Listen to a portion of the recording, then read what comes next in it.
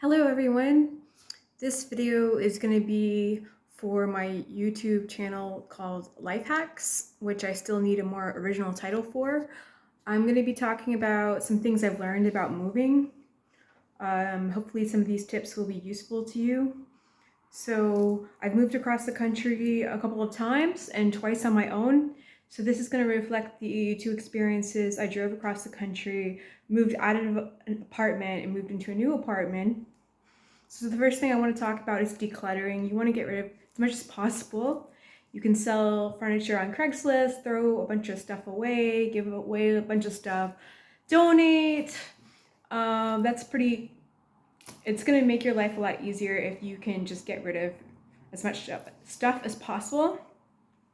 So a second tip I would say is, especially if you have a smaller load and you're not like moving a whole entire family and you need moving trucks and all that, is use pods. So I did a cost analysis with getting moving trucks. I used moving trucks once, I've used pods twice.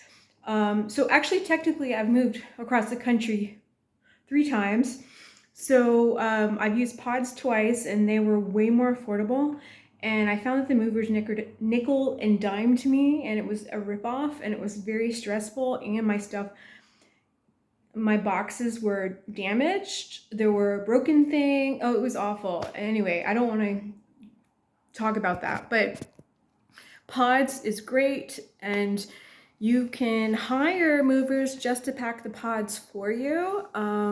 So I used military movers the second time, and they were really professional and they did a really great job. And then I booked movers to unload it, and the last move ran fairly smoothly compared to the first one because I learned a couple of things along the way. So pods is a great way to save money on moving. Even if you do have a family, like my brother and sister-in-law do, and they moved across the country, they went with the pods and it saved them money. So definitely look into it. There's several companies that offer it. I can't remember the name. I think once I used the Home Depot's pods, and then I used another service, but it worked for me. And both times I only got one pod. I had to get rid of a bunch of stuff, and then I bought new stuff. Like I got rid of my bar stools and bought new bar stools from Marshall's. Whatever, it's fine. I got rid of my dining room table, bought a new one from Craigslist for $200 that I like. So it's just stuff. I mean, the stuff you really want to hold on to, you hold on to. The rest of it can be replaced. So that's the second tip. Another tip I would say is plan, if you're going to drive, just like figure out some good stopping points. So I basically found like the ideal places for me to have a rest stop. And yes, there's rest stops along the way, but it's really nice if you can enjoy, go to a park and just really chill out for like 2 hours.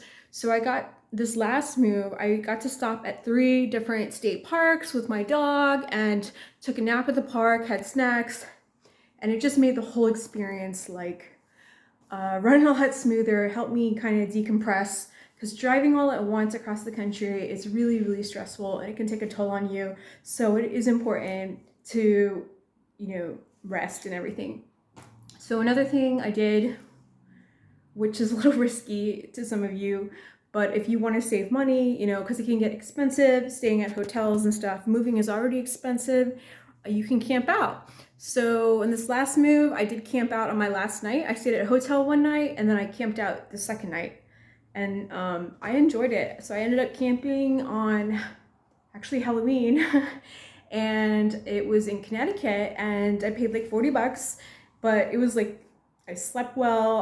I bought a cheap tent from Walmart that I had with me. I enjoyed it. Actually, that's the last time I went camping and it was great. And it was a nice campground. They had Wi-Fi, so I was able to, I was working at the time, but I'd taken a few days off where I was working remotely, but I could still use their Wi-Fi to check my work email and all that, so that was great. Another thing is, think of it almost like a mini camping trip. So bring a mini cooler in your car and pack it with ice and snacks, and that way you're not going to stop at like these expensive restaurants all along the way and like throw away more money when you're already spending like $3,000 on movers and deposits and all that. You can stop at the grocery store throw stuff in your, cooler, and then also have, regular snacks. Like I had trail mix, chips, apples, peanut butter, bread, string cheese. I mean, honestly, I only ate like a meal and a half a day. I kind of lived on snacks during my drive across the country, but I just treated it kind of like a camping trip in a way. Um, Another thing I learned is, always don't wait until your gas hits E. Wait, I was at one point when I was really paranoid, I was filling it up when my gas hit like halfway mark. So you want to make sure you're not in some place and you have no idea where the next gas station is and you run out of gas. So that can be a scary feeling. It's happened to me before where I was driving on E, and that's not a good feeling. So interestingly, both times I moved across the country, I had flat tires. So I ran across something and the tire burst or whatever. It happened the last time when I was staying at a state park, which is really beautiful. But then I went on some like rocky roads that were not paved, and it ended up like something happened to my tire, and I was really freaking out because I realized I didn't have all the tools I know how to change a spare, but I didn't have all the tools to change my tire. So I was almost in a bind, even though I had a spare. I mean, I didn't have I had the spare tire, but I didn't have the tool to add the spare tire. It was missing a component. So luckily, a good Samaritan put the tire on for me. I literally only had to wait 20 minutes.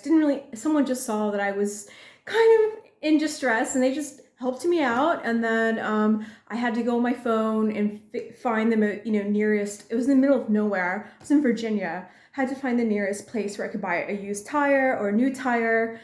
So the place I went to didn't have any new tires. They had used tires, but it all worked out. And anyway, but so that brings another point.